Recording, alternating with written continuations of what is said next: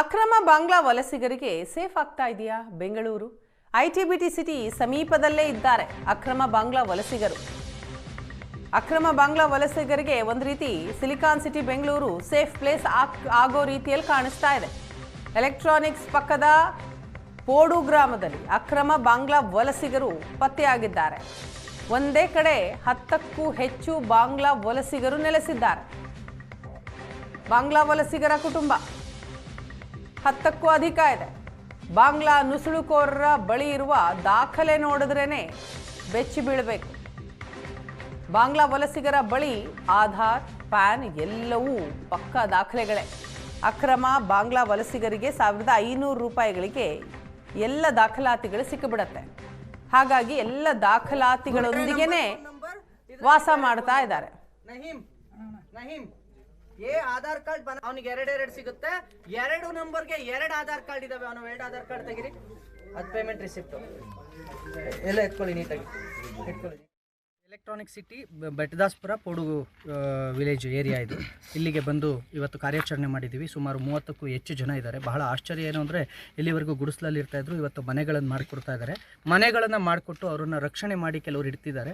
ಅವ್ರು ಯಾರು ಅನ್ನೋದನ್ನು ಪೊಲೀಸ್ನವರು ಕೂಡ ಕಂಡುಹಿಡಿಬೇಕು. ಇಲ್ಲ ಅಂತಂದರೆ ನಾವು ಏನು ಕಾರ್ಯಾಚರಣೆ ಮಾಡ್ತಾಯಿದ್ದೀವಿ ಖಂಡಿತವಾಗಿಯೂ ನಾವು ಕಂಡುಹಿಡಿತೀವಿ. ಮುಂದಿನ ದಿನಗಳಲ್ಲಿ ಅವ್ರ ವಿರುದ್ಧವೂ ಬೃಹತ್ ಹೋರಾಟವನ್ನು ಆರಂಭ ಮಾಡ್ತೀವಿ. ಇವತ್ತು ಇಲ್ಲಿ ಆಧಾರ್ ಕಾರ್ಡ್ಗಳನ್ನು ಮಾಡಿಕೊಂಡು ಇಲ್ಲಿ ಲೋಕಲ್ ಎಲ್ಲ ಫೆಸಿಲಿಟೀಸ್ಗಳನ್ನ ತಗೊಳ್ತಾ ಇದ್ದಾರೆ. ಇಲ್ಲಿಗೆ ಹಿಂದುಳಿದ ವರ್ಗದವರು ಬಂದು ಅದನ್ನು ಸಂಪೂರ್ಣವಾಗಿ ವೆರಿಫೈ ಮಾಡಿ ಜಾತಿ ಗಣತಿ ಮಾಡಿ ಸರ್ವೆ ಮಾಡಿ ಹೋಗಿದ್ದಾರೆ. ಆದರೆ ಅವ್ರಿಗೆ ಗೊತ್ತಾಗಿಲ್ವ ಇವರು ಬಾಂಗ್ಲಾದವರು ಅಂತ. ಅವ್ರು ಖುದ್ವಾಗಿ ಧೈರ್ಯವಾಗಿ ಹೇಳ್ತಾ ಇದ್ದಾರೆ, 1,500 ಕೊಟ್ಟರೆ ನಾವು ಆಧಾರ್ ಕಾರ್ಡ್ ಮಾಡಿಕೊಡ್ತಾರೆ ಅಂತ ಧೈರ್ಯವಾಗಿ ಅವನೇ ಹೇಳ್ತಿದ್ದಾನೆ. ಆದರೆ ನಾಚಿಕೆ ಆಗಬೇಕು ವ್ಯವಸ್ಥೆಗೆ, ಈ ವ್ಯವಸ್ಥೆಗೆ ನಾಚಿಕೆ ಆಗಬೇಕು.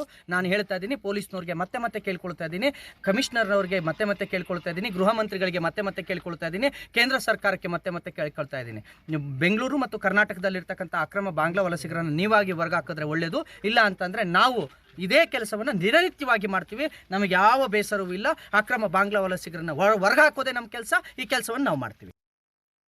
ಬಾಂಗ್ಲಾದೇಶವರು ಬಾಂಗ್ಲಾದೇಶನ ಬಿಟ್ಟು ಇಲ್ಲಿ ಬಂದು ಇಲ್ಲಿ ಇಷ್ಟೊಂದು ವ್ಯವಸ್ಥೆಯಿಂದ ಎಲ್ಲ ಒಂದು ಪ್ರತಿಯೊಂದು ಮನೆಯಿಂದ ಹಿಡಿದು ಎಲ್ಲ ಅವ್ರಿಗೆ ಲೋನಿಂದ ಹಿಡಿದು ಗಾಡಿಯಿಂದ ಹಿಡಿದು ಪ್ರತಿಯೊಂದು ಅವರು ತಗೊಂಡು ತುಂಬ ಚೆನ್ನಾಗಿ ಅನುಭವಿಸ್ತಾ ಇದ್ದಾರೆ. ಇನ್ನೊಂದು ಮತ್ತೆ ಆ ಬಾಂಗ್ಲಾದೇಶದಿಂದ ಅವ್ರು ಅಲ್ಲಿಂದ ಕೊಲೆ ಮಾಡಿದಾರೋ ಮತ್ತೊಂದು ರೇಪ್ ಮಾಡಿದಾರೋ ಅದೆಲ್ಲ ನಮಗೆ ಗೊತ್ತಿಲ್ಲ. ಇಲ್ಲಿ ಅವ್ರು ಅಲ್ಲಿಂದ ಬಾರ್ಡ್ರಿಂದ ದಾಟ್ಕೊಂಡು ಇಲ್ಲಿ ಬಂದು ಇಲ್ಲಿ ತುಂಬ ಚೆನ್ನಾಗಿ ಎಲ್ಲ ಒಂದು ವ್ಯವಸ್ಥೆಯನ್ನು ಪಡೆದುಕೊಂಡು ತುಂಬ ಚೆನ್ನಾಗಿದ್ದಾರೆ.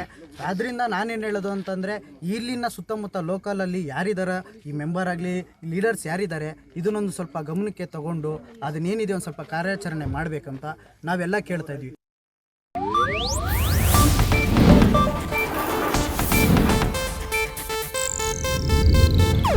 ಇದು ಏಷ್ಯಾನೆಟ್ ನ್ಯೂಸ್ ನೆಟ್ವರ್ಕ್ ಪ್ರಸ್ತುತಿ.